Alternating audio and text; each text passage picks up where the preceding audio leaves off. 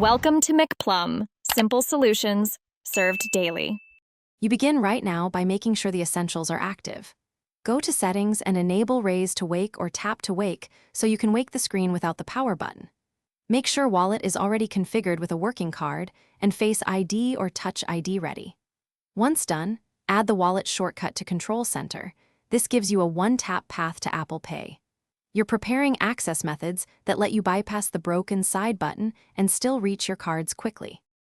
With the phone awake, swipe to open Control Center, swipe down from the top right on modern iPhones or up from the bottom on older models, and tap the Wallet icon. This avoids relying on the side button's double-click. When Wallet opens, choose your card and authenticate with Face ID or Touch ID. The phone needs that biometric approval to generate the secure payment token. Make sure you hold the card display ready. Once authenticated, finish by holding the top of your iPhone close to the contactless reader. Maintain that position until you see the done message or a green check. Remove only after confirmation. If the terminal needs a PIN or prompts further, follow the merchant flow. If Apple Pay won't appear from Control Center, open Settings, re-enable Wallet in Control Center, or remove and re-add the card. That often restores the shortcut and token.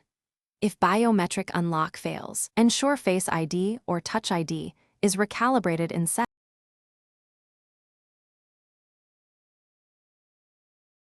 Thanks for watching. Stay juicy and subscribe.